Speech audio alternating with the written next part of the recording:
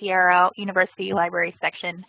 Before I get too far into this, I just want to be sure that everyone can hear me okay. If I could just take a look at the chat and make sure we're getting the sound okay. Great. Let's go ahead and get started then. My name is Jessica McLean, and I'm facilitating this discussion on behalf of the ACRL ULS. With me are April Price and Drew Smith. Our plan is to offer 2 online discussions per year, one in the fall and one in the spring. And our goals are to highlight interesting work of ULS members, both in their respective libraries and through their ULS committee work, to extend the discussions, session topics, and informal conversations that take place at ALA Annual and Midwinter, and finally to provide a tangible benefit for ULS members, especially those who are not able to regularly attend annual conferences. The topics for the online discussion will vary depending on the interests and expertise of the presenters, and today's topic is Integration and High Impact Educational Practices for Student Success. This is intended to be a true discussion, so the presenters will do their presentation and there will be time at the end for questions. If you would like to ask your questions in the chat, that would be great, and we'll get back to you at the end. So now I'm going to pass along to Rhonda, who will start with the introductions. Hi, everybody. Same here. Can you hear me okay? Hi, everyone. This is Rhonda Heisman. Can you hear me okay? Okay, great. So I got a contact email from Jessica about co-hosting this event. We had a really great turnout from the Student Learning and Information Literacy Committee through ACRL at Midwinter this year and talked about high impact practices and thought this was really a relevant collaboration with ULS. So we're really happy to be here, and thanks Jessica for that opportunity. I'm Rhonda Heisman. I'm the Director of University Library Services at Marian University in Indianapolis. And my 2 presenters today are Margaret Greger, Instructional Materials Center Coordinator and Associate Professor from Appalachian State, and Jenny Dale, Coordinator of First Year Programs at UNC Greensboro. So I'm really thrilled to hear about their experiences today. My part is going to be an introduction to what high impact practices are and just a little overview of some of the literature. Really short and sweet. I think usually when I attend these, I really like to hear about other people's experiences and how it's working for them. So we'll get to that very shortly. But first, what I would like to talk about a little bit, of course, here's our headshot. Sorry, I should have clicked through these slides a little sooner. And there we are, so you can kind of get a face with the name. We did not choose to turn the cameras on for this, so be thankful, although those 2 maybe want to be on camera, I do not. So what I want to talk about a little bit, too, is my role as incoming chair for Student Learning and Information Literacy. I have learned a great deal under Miranda Hensley's leadership this last year, and high impact practices is also part of our planning. It's included in our work plan for the Plan of Excellence under this committee, and it's really to try to engage librarians in new and emerging partnerships in instruction and collaboration and relationships on campus. And I've been finding it very rewarding to really think about us as part of this really strategic piece of instruction and how it is that we can be included in those informal and formal relationships as well as other kinds of possibilities on campus. Just putting your name out there and really being part of those other initiatives. So I really think about this as all of the pieces working together. And so if you could just quickly type into the chat box before we even get started, how many of you have heard of high impact educational practices? Either a yes or a no or sort of? Good. Don't you love the sort of? Yeah, I've sort of heard of them. Great. Okay, and so another question then, for those of you that have heard of them or sort of heard of them, what makes an educational practice high impact? If you want to toss some answers into that chat box, that would be great. What makes an educational practice high impact?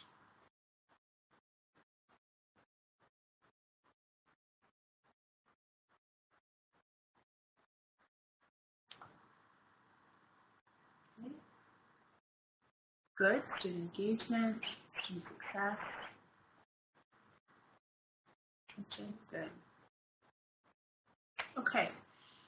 Yes, some examples there. So I think what I like to think about then is if you think of all the campus entities turning as the sort of example of a cog or a wheel, are we that little one in the center there that might actually make a difference in keeping those student success and engagement retention activities turning and moving, and really thinking about those things more in depth. So we are a real integral part, in my opinion, and I'm hoping that we really continue to look at that in some of these examples. So what high impact practices are, for those of you that have sort of heard of them, this is really really in-depth literature that George Koo has really put forward through ACRL.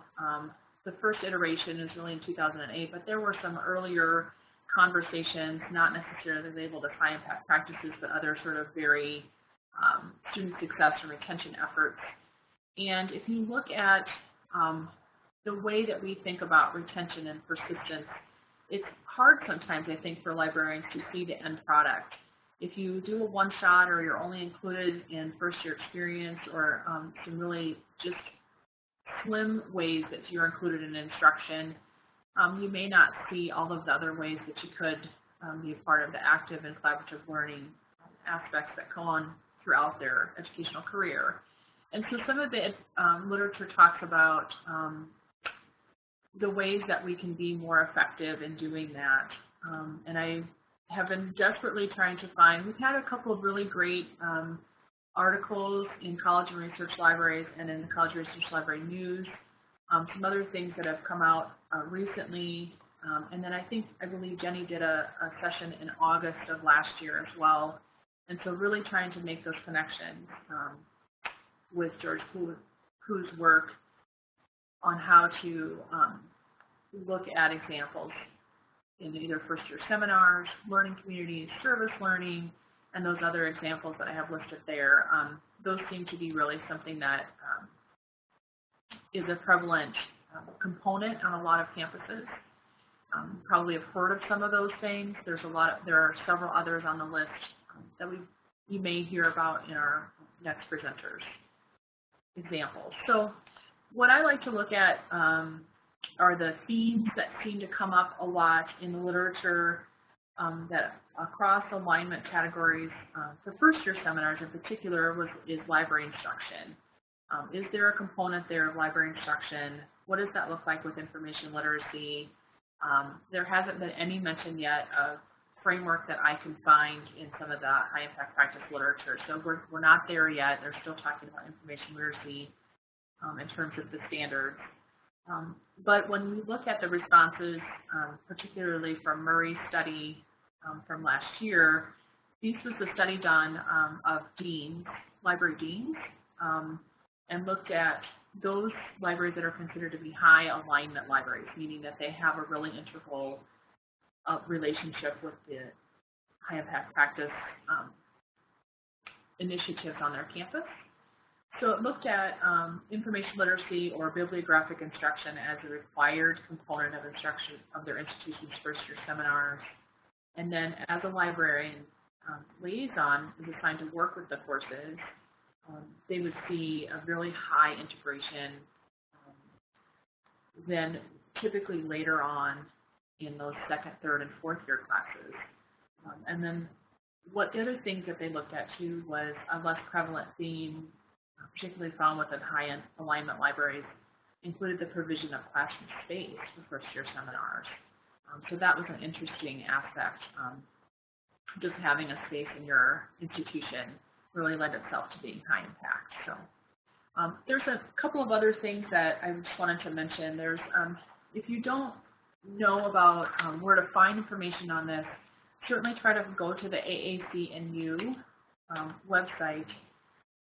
There will be lots of components there that you can really dive into pretty deeply.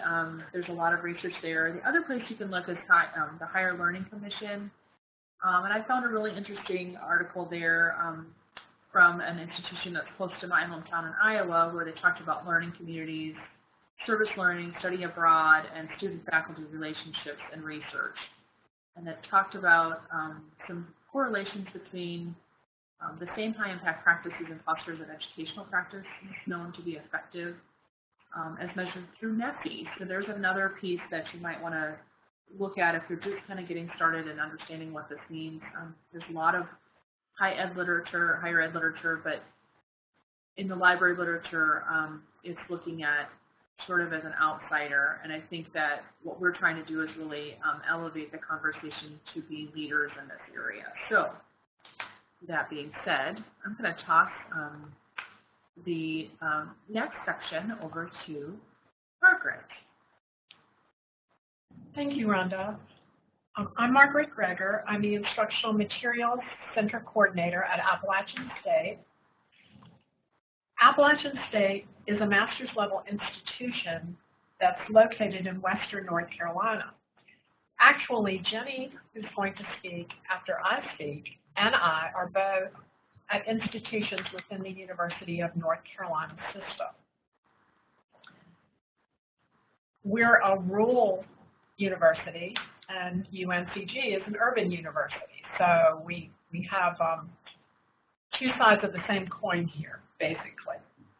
The enrollment at Appalachian State in the fall of 2015 was approximately 18,000 students. Of that number, 1,196 are transfer students. And 70% of our transfer students come from community colleges. What I'm going to discuss today is how we have worked as librarians to facilitate transfer student success. And what we've learned is that this is a cross-departmental initiative between university units. All of us are working toward the same goal, and that goal is to ensure transfer student success. Here in the library, we began working with other units in the university in 2009 to facilitate transfer student success. And I'd like to talk to you about what we've done, our failures and our successes, so that you can see that this is really a series of small steps. Initially, we weren't sure that each step would have an impact, but as we look back in 2016, we see how they built on one another to help our transfer students succeed, and how we've integrated into the university's high-impact practices.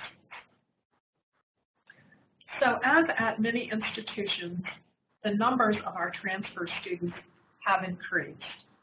In 2013, we had a small number of transfer students, and now that number has increased by 7.3%. We're expecting that number to continue to grow, and we know that we're not unique.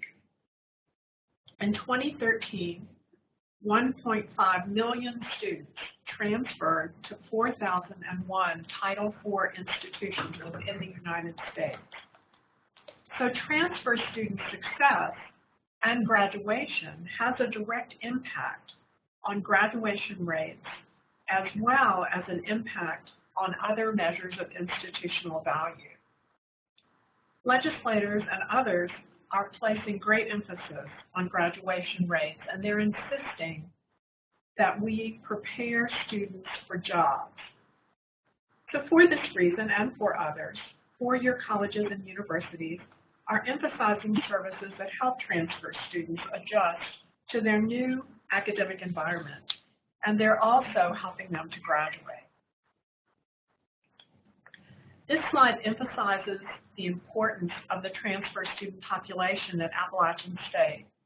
You can see that in 2015, 31% of our graduates began their career at Appalachian State, their student career as transfer students. And really this number has held pretty consistent since we started collecting statistics in 2007, 2008. But you may be asking yourself, why is the library involved in transfer student success? Well, research has shown that their academic success is dependent on their level of integration in academic programs, their incorporation into collegiate social activities, the establishment of relationships with faculty members, and the ability to use information literacy skills in upper-level coursework. And in The Value of Academic Libraries, a report that was published in 2010, Megan Oakley makes it clear that the mastery of information literacy skills is related directly to academic success. And George Koo says that library use can be linked to retention and graduation rates when librarians are integrated in first-year experiences, learning communities, writing-intensive courses, capstone courses, and research projects. And I have learned that George Koo's name makes a big difference when you're talking to student services personnel and to people who work directly with transfer students, because they're all familiar with his research and they understand what he's trying to say about high-impact practices. So if you can speak their language, that helps a lot in terms of integrating library services into their efforts. Librarian involvement in our institution's high-impact practices and our work with transfer students has taken a number of years to develop, and it's paralleled the university's recognition of transfer student needs and the fact that transfer students are different from students who enter a four-year institution as freshmen. In 2008, academic and student services personnel at Appalachian State recognized that the university needed to expand services offered to transfer students. So, like good university people, they established a task force to explore options for improving and expanding services. The task force developed articulation agreements with North Carolina community colleges, and they also recommended the establishment of the Office of Transfer Articulation, which finally came into being in 2010. This initiative paralleled a revision and implementation of general education courses for all undergraduates. In 2009, librarians began to teach first-year seminar courses, information literacy skills in first-year seminars. All freshmen and transfer students were enrolled in these classes, and they were enrolled in sections together. Well, those transfer students didn't want to be in class with freshmen. They often found the library instruction portions of the course boring because they thought that they had had that information before. And they very quickly let us know that they didn't want to be taught this way. Needless to say, this told us that we had a lot to learn about their self-perceptions, their information literacy needs, and their relationships with the library. So we decided that we would teach transfer research skills only in upper-level classes. These efforts usually occurred in one-shot instructional sessions, or if a transfer student asked for it, in one-on-one research sessions. The result of this was that some transfer students were getting the research help they needed, some were minimally served, and some were totally lost. We knew that this wasn't the best situation, but we really didn't know what else to do. So we just kept working on that until 2012, when the lead librarian for information literacy contacted the Transfer Jumpstart Appalachian Program Director and offered to provide specific library resource assistance to transfer students. He accepted her offer, and videos explaining library services were embedded on the Jumpstart Facebook page, and library tours were offered for Jumpstart participants. These were very small steps, but they served as a starting point for more intentional library service provision to transfer students. Reaching out to someone in Jumpstart caused all student services personnel who worked with transfers to realize that there was value in collaborating with librarians. As the number of transfer students increased at Appalachian State, many of them were very vocal and helped us to understand their academic and social needs. Another transfer services team was created to identify university resources and support available for these students, as well as services that were still needed. As a result of her work with Jumpstart, the information literacy librarian was appointed to this team. And this was the first time that we really integrated a librarian into work that had previously been considered to be student services work. One task force outcome was to host a transfer symposium for faculty members and staff at Appalachian State. And the library was invited to send a 4-person team to this symposium.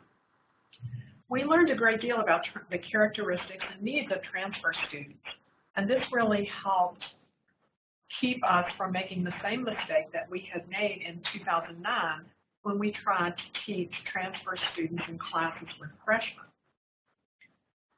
The information gained at the symposium stimulated a lot more fact-gathering and informal discussions among ASU librarians.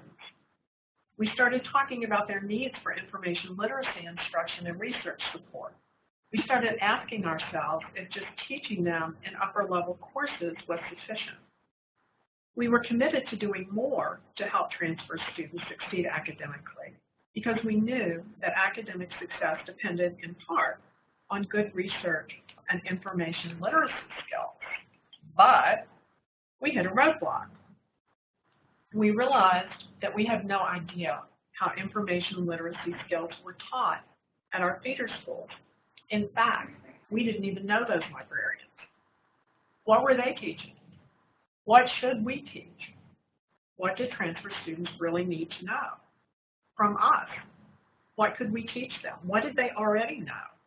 So we thought, well, we better do something about this. If we're going to initiate a program, we need some more information. So, like good librarians, we decided to host a workshop. We invited all of our feeder school librarians to Appalachian State in the spring of 2014. We decided to discuss how information literacy skills were taught at each of our institutions. We discussed our current information literacy practices, and we also discussed how we assessed student learning. We brainstormed about ways to market library services to students who intended to transfer and to transfer students at Appalachian. The information that was gained at that workshop led to a baseline understanding of information literacy expectations across our institutions. And it really stimulated our work with transfer students at Appalachian State. The impact of the workshop was really more than we ever thought it would be. The workshop showed the Office of Transfer Services personnel that we were committed to helping transfer students succeed. Our distance education librarian began to work closely with the staff in that office, and now she visits our community college counterparts on a regular basis, bringing information back to us about students who are planning to transfer and the ways that they are teaching information literacy skills. So this helped us to develop a stronger relationship with our peers at feeder schools. As a result of this work, we were also able to participate in an EBSCO study on transfer students that has furthered our knowledge of their research skills. So what's happening now in 2016? Librarians are recognized as being integral partners in the provision of services for transfer students. We offer individualized research assistance to transfer students at point of need. We collaborate with faculty members in writing-intensive courses, undergraduate research projects, learning communities, and capstone courses to design assignments and to teach information literacy skills. And of course, all of these are high-impact practices. We provide social events in the library and other services to promote interaction among transfer students. In addition, we participate in TPOP, which is the Transfer Pre-Orientation Program, and the regular Transfer Orientation Program. By talking to students when they first come to the university about what we can do for them and how we can help them, and we have invited the Office of Transfer Services to hold these orientations in the library. Librarians volunteer to serve as mentors to transfer students, and this is an activity that's completely voluntary. Librarians work with transfer residential learning communities.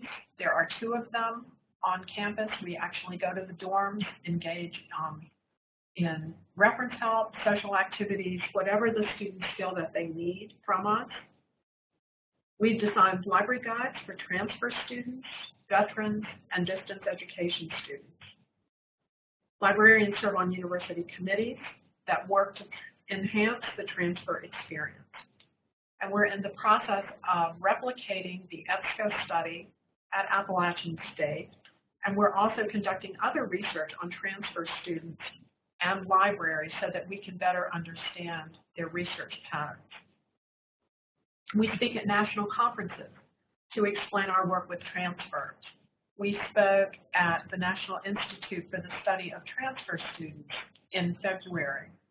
And this was an attempt to show student services personnel that libraries have an important role in transfer student success. When we look back over the years, we recognize that each small step that was taken led to greater involvement in the work that the university does with and for transfer students.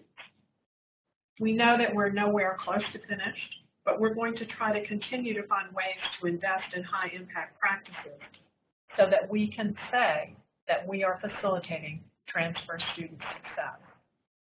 Now I'm going to turn the mic over to Jenny so that she can talk about her activities at the University of North Carolina at Greensboro.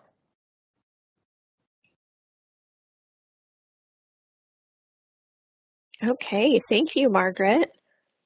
So I want to check, I know, sorry we're doing this every time, but I want to check and make sure everybody can hear me. So if you will chat and let me know. All right. Oh, so many people can hear me. This is great. Thank you. All right. So I don't, okay, great. It's letting me do it. All right, so I want to talk a little bit about building campus partnerships. I want to thank Margaret for that presentation. I got some great ideas from that. You may be hearing from me, Margaret. I may have some questions for you. I'm going to be talking a lot about building campus partnerships as well, with a few more specific case studies. And as Margaret mentioned, I am at the UNC Greensboro, which is one of the UNC system schools. So there are around 17,000 on-campus students at UNCG. We have over 19,000 students total. We have a lot of students who are commuter students. We have lots of transfer students. And we also have an increasing number of online students. We are the most diverse campus in the UNC system. Oh, okay. It wasn't working. Sorry, I didn't have the ball, I guess. So are you guys seeing me now? Okay, try it again. There we go. Okay, so I guess something happened with the fonts here, so this looks a little bit different. But I want to talk today about some of the high impact practices that we have put out at UNCG to work on issues of student retention and persistence.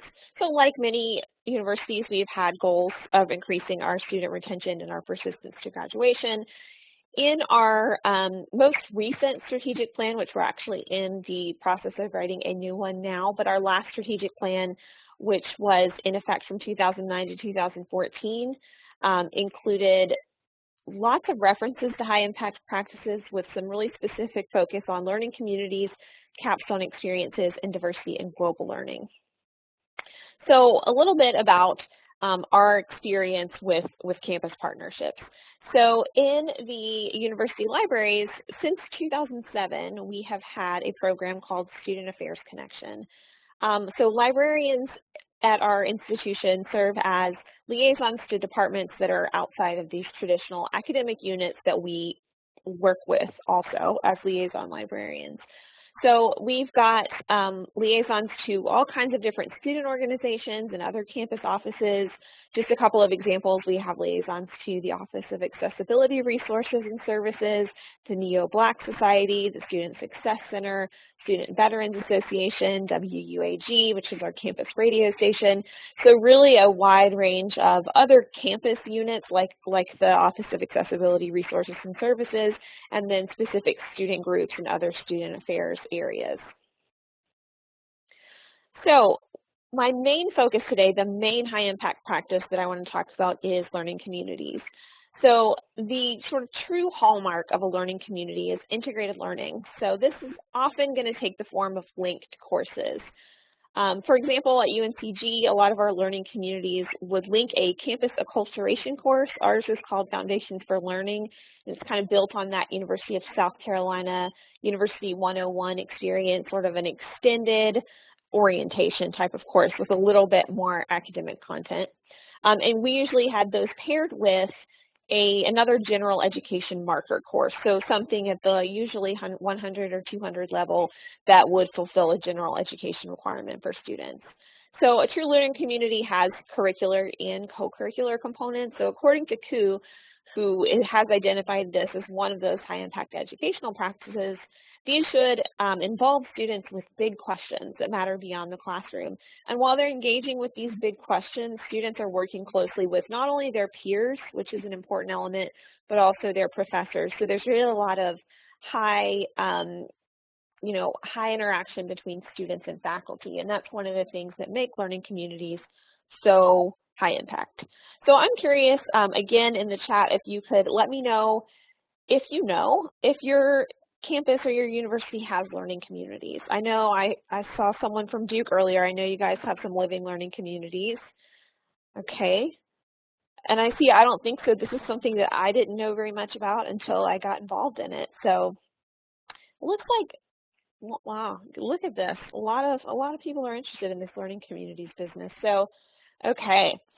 So I want to tell you a little bit about learning communities at UNCG. So we actually have a pretty long history of this, so I'm going to kind of rewind to the 1970s when Warren Ashby Residential College was founded. So that was founded in 1970. That was our first and is our longest running residential college on campus. It's built on the University of Michigan Residential College model. That one was from the late 60s. We adopted it in 1970. So this is really a true living learning community. Students live together in Mary Faust Hall, which is pictured here, although this picture is from the 1930s. So it's a little bit before our 1970 start date. But since 1970, students have been living together in this hall. They take a core curriculum together. They live there for 2 years, so they live together. They take courses together. They do take lots of courses outside of the Ashby Residential College, but they have really a lot of interaction with each other and also really high faculty-student interaction. There is a live-in faculty member. He's the faculty member in residence. He has a little apartment in there, lives there with his family, and he also teaches courses for the residential college. We have 2 other residential colleges that have been active since the 1990s, so we've got kind of this long history here. In that 2009 to 2014 strategic plan, there was a call for a really significant increase in learning communities on campus, and really the idea was that by 2014, 100% of first-time, first-year UNCG students would be enrolled in a learning community of some kind. We did not ever meet that goal, but we did see significant increase to the point where we were at, I want to say the highest was 52% of first-time, first-year students in a learning community.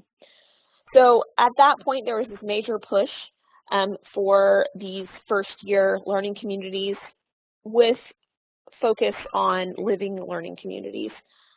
So as the librarian who's most focused on first-year students, I served on the implementation team for this, which was one of our strategic plan implementation teams. I attended the National Summer Institute on Learning Communities, which is it's Evergreen State College in Olympia, Washington. I was part of our campus team, And I also served on the Director of Learning Communities Search Committee. So I was really very involved in this process in 2010 as we were really trying to kind of jumpstart our learning communities on campus. And so what we kind of came out of that with was, of course, we continued our residential colleges. We've had them so long established, we weren't going to let those go. More living learning communities were added with linked courses that focused on specific themes. We've had themed or special interest housing through Housing and Residence Life for a long time as well, but at this point more of those added a curricular component. We have lots of students who are commuters, which I mentioned earlier, or otherwise live off campus. So we didn't want to exclude them, so there were some learning communities that didn't have that residential component, but really focused on integrated learning, those learning across courses with some co-curricular programming. Library outreach. We did lots of kind of traditional curricular support. So a lot of information literacy sessions for learning communities courses. We worked with faculty to collaborate on assignment design. And we also had a few librarians, myself included, who taught that campus acculturation course I mentioned, that Foundations for Learning. I co-taught with a colleague a section of that was for these students in the first year experience living learning community. So again, we had this really high involvement in that curricular side. Our librarian for the Ashby Residential College, the one I mentioned that's been around since 1970, used to hold regular office hours in that residence hall. So she didn't get a lot of takers. What we found was that like our working hours and student working hours don't always match up. So it wasn't a great return on her investment in terms of getting reference questions while she was actually there, but she did find that it was a great sort of relationship builder. She's seen as one of the faculty members for the residential college, so kind of having her face there, you know, students being able to kind of walk by and say hi was something that did end up, you know, ending up a lot of research support that she provided later, just sort of outside of those office hours. We've also done some satellite reference experiments where we've gone to residence halls focused on living learning communities and, you know, set up a little table, given reference help. Again, not a lot of takers, but we do still feel like those things increased our visibility to students. Participating in learning community sponsored events is something else we've done. Again, I want to shout out to our Ashby librarian. Her name is Linda Kellum. She has done a lot with co-curricular of learning community events for that residential college. She goes to their annual haunted house, their annual Thanksgiving dinner. She's been to their weekend retreat, which is actually held out near where Margaret is in the mountains of North Carolina.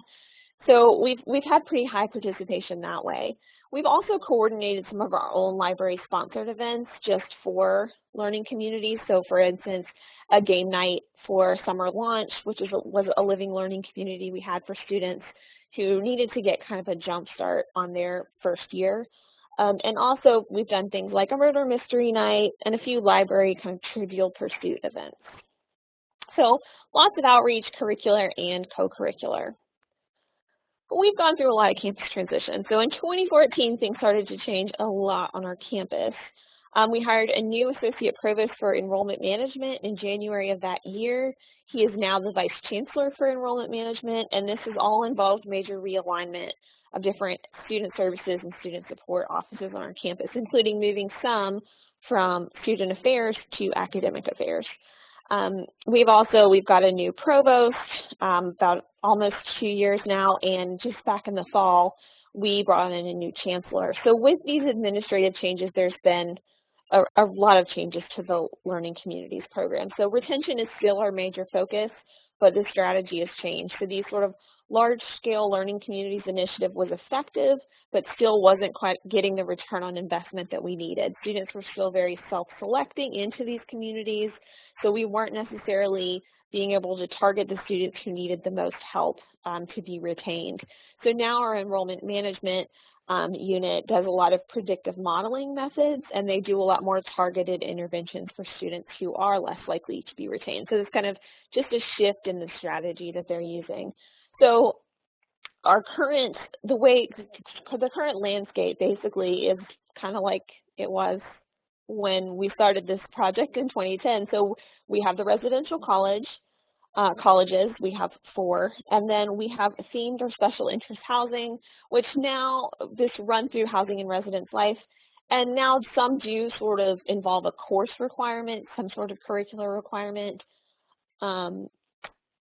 but not really that integrated learning of a true living learning community. So basically, like I said, we're back where we were in 2010, and that's, of course, that's fine.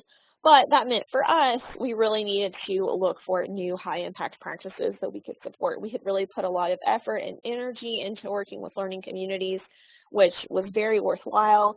But with a shift in campus strategy, we need to have a shift in library strategy. So some of the things that we've been doing to kind of focus our energy on other high-impact practices, we've increased our involvement in the Kecker First-Year Common Read program, which I would consider the high-impact practice common intellectual experience. Now, we don't have any kind of required first-year experience course, or really any course that's required for every student at UNCG to take.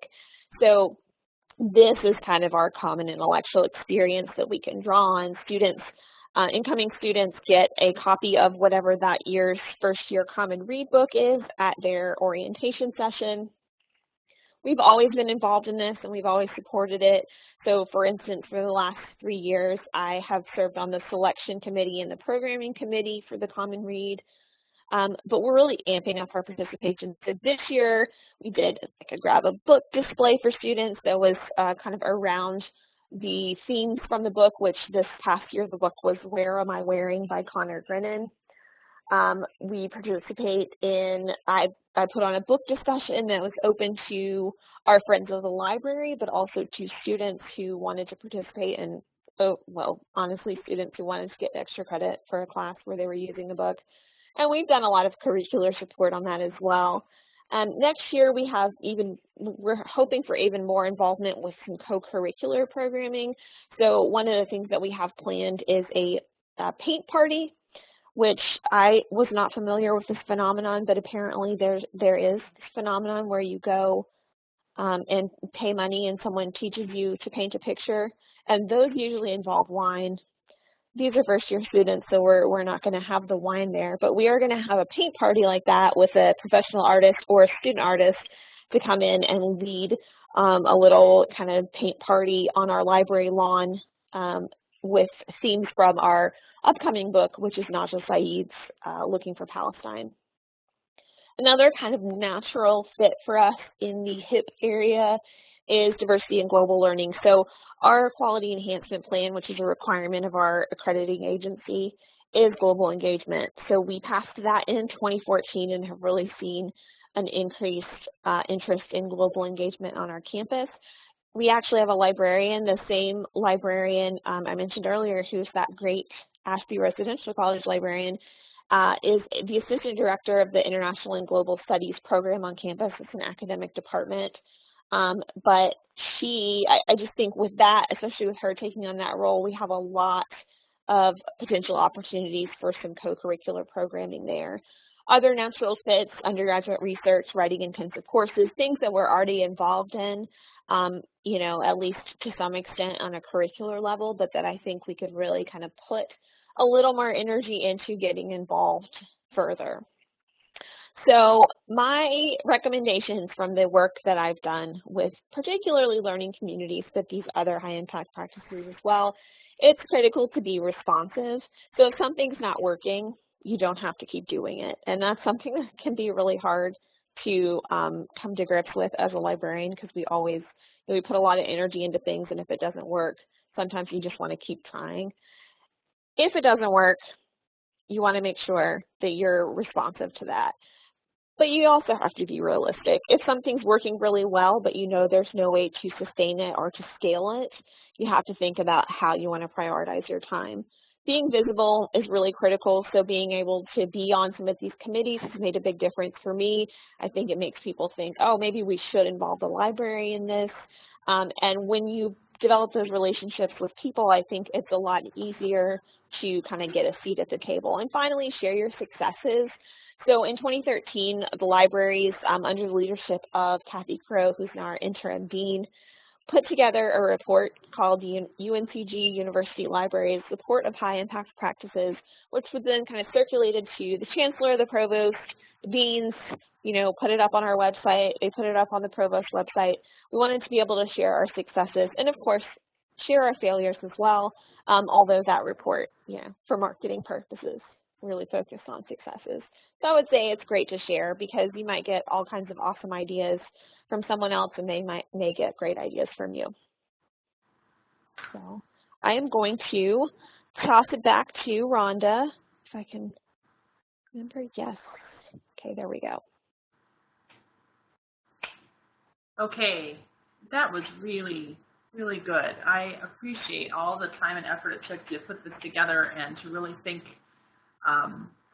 really mindfully about how each of you is involved at each of your campuses in different ways, but also I think really thinking about the partnerships that can happen. So it's time now to open it up for questions. We have plenty of time. Please feel free to type questions into the chat box. Jessica and I were actually tossing questions back and forth to each other while our presenters were going on. So we have some things that we're curious about, but we'd like to hear from the audience. If you could please chat in the box, and we'll try to do that. We do have the ability to toss the mic back and forth to presenters. So if you have something specific for either Jenny or Margaret, if you could put that in there as well. Otherwise, we can try to take it as they come. So one of the questions that I had actually, and I may have, I'll say this and then I might send it out the mic to Margaret here for a second. I wanted to know how many hours or days that your librarians do participate at the residence halls. If you want me to toss the mic to you, I can. Otherwise, if you wanted to chat in the box. See, I'll toss the mic to Margaret.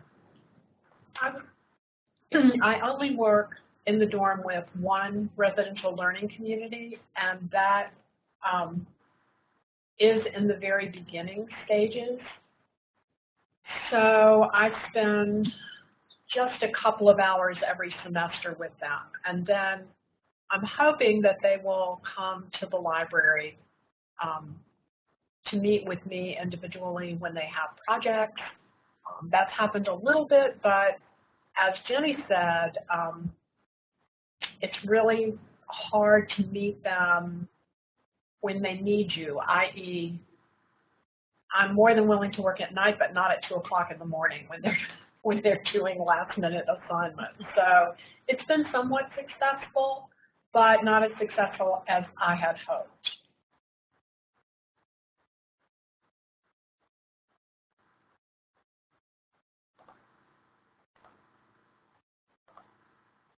One thing I just wanted to jump in here.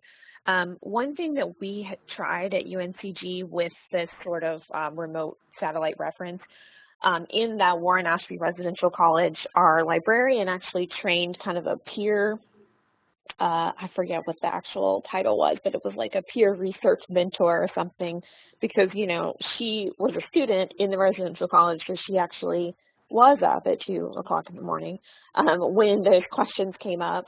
And that was something that there were issues with that, but I think that's an interesting model to pursue because, again, we aren't going to be working when they really need us. Great. You mean we're not there 24/7, which they would really enjoy, I'm sure.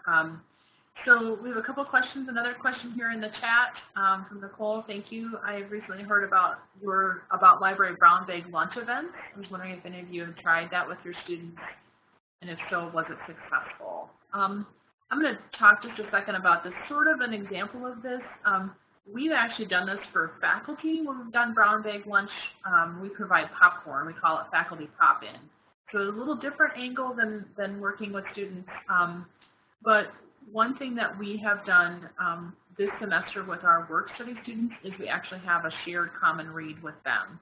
So they read one book every month. The librarians also read the book, and then we have a dinner, one like on a Friday night, we don't know why they don't have anything to do on a Friday night, but they seem to want to hang out in the library. So we actually have a Wii here, and we set the Wii up, and we have, one night we had tacos, and last month we read Cat's Cradle by Kurt Vonnegut, and we went to the Vonnegut Library here in Indianapolis.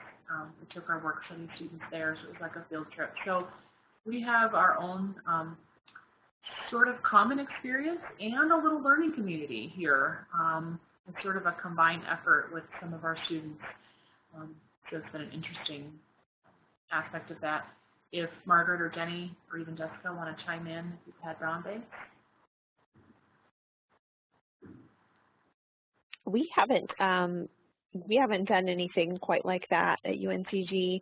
Some of the learning communities on our campus do sponsor those, like for their participants, and then sometimes our librarians will attend. But I think it's a great idea. I think it would be something that would be fairly easy to get started. And one of the nice things about it is that probably you wouldn't have a huge, an overwhelming number of people to come. So it would be a pretty manageable way to try to do that. I haven't done brown bags for students either. We do have other events for them in the library, but nothing on a consistent basis. And I'm beginning to think that consistency would really be helpful so that they could anticipate events that they'd like to participate in. Yes, good. I agree with you on that aspect. We seem to have good turnout if we say that it's always, Website Wednesday or whatever you're going to call it, that seems to have a theme, a consistent time and schedule. The only problem with that is that if your campus has lots of evening classes or even weekends or alternative learning with adult learners or whatever it is, that if you sort of plan those events around the traditional undergraduate students who are typically on campus, you may eliminate others that might want to participate. So, like I said, it's 24/7, right? So the next question is for Jenny. Where did you find the funding to provide? We would all love to know that. Where did you find the funding to provide the books for your Common Read project? Sure. So I will say right off the bat that I did not find it. Our Common Read project is run through and they just changed their name, New Student Transitions and First Year Experience. It used to be, it's basically the office on our campus that manages and runs orientation for new students, but they've sort of increased their reach and they do a lot more. They fund that, and the reason that I refer to it as the Kecker First Year Common Read is because it is a funded program now. So a couple of years ago, we got this funding from the Kecker family to provide these books for our incoming students.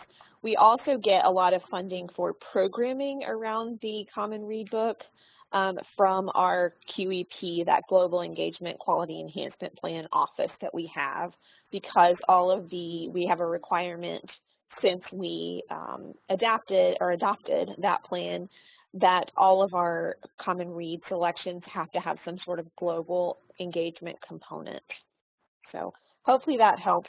On the library side, I usually order a couple of copies just to, hope that other people have options, but I certainly am not able to wrangle funding for. We usually have 2,500 or so new freshmen every year, so we definitely don't have the money for that. And Jenny, one more question for you. What was the name of the Dean's report you mentioned? If you wanted to provide a link in the chat, that would be helpful too. Sure, yeah, I did put a link in the chat, and it is called the UNCG, let's see, I have it up, UNCG University Libraries Support of High Impact Practices. So it actually just goes through each of the identified high impact practices and indicates some of the things that we've done. It's a few years old at this point. We will probably do a new one, but it gives you a sense of some of the work that we've done. Thank you. Any other questions? Any information that you need from us? I had a question as well for both of you. Do you have someone that's assigned as an outreach or coordinator? I think you may have mentioned this, but if you could maybe elaborate a little bit more on that, maybe like how many hours this person might engage, what other partners or what kind of meetings they get to go to, et cetera, to kind of get these high impact practices off the ground or be involved. We don't have a at Appalachian State, we do not have a specific person who has been given the responsibility of integrating in high impact practices, but our coordinator for the Learning Resources and Services team, who is our information literacy specialist, Kelly McBride, does a tremendous amount of work with that. Also, our distance education librarian does a great deal of work. I can't give you specific hours, but I can tell you that they spend a lot of time on that. And my outreaches to, or liaison area, is the College of Education. So I work a lot with faculty members in the College of Education trying to integrate into some of their high impact practices, particularly capstone courses, what we call block, which is where students are actually learning methods to be teachers, and orientations for sophomores who will be entering the College of Education. Thanks, Margaret. Jenny, anything last thing to add? We don't have a specific outreach person either. We do a lot of our outreach to these sort of student affairs areas through that Student Affairs Connection program. But in terms of high impact practices, a lot of it, because so much of it is first year focused for us, a lot of it falls to me as the coordinator of first year programs. So I participate in basically if there's a committee on campus about first year students, I'm on it, which is how I like it most of the time. So I like to be able to be involved at that level, but it is a time investment and a time commitment to kind of be able to do that kind of stuff on top of, your regular job. So we don't have a specifically assigned person either. So a lot of it is done through our information literacy program, so with me and my colleagues, and also through those liaison relationships that are developed in the Student Affairs Connection program. Great, thank you, Jenny. I'm going to toss the presentation back to Jessica, our organizer, and thank you both for your time today and for all your valuable information.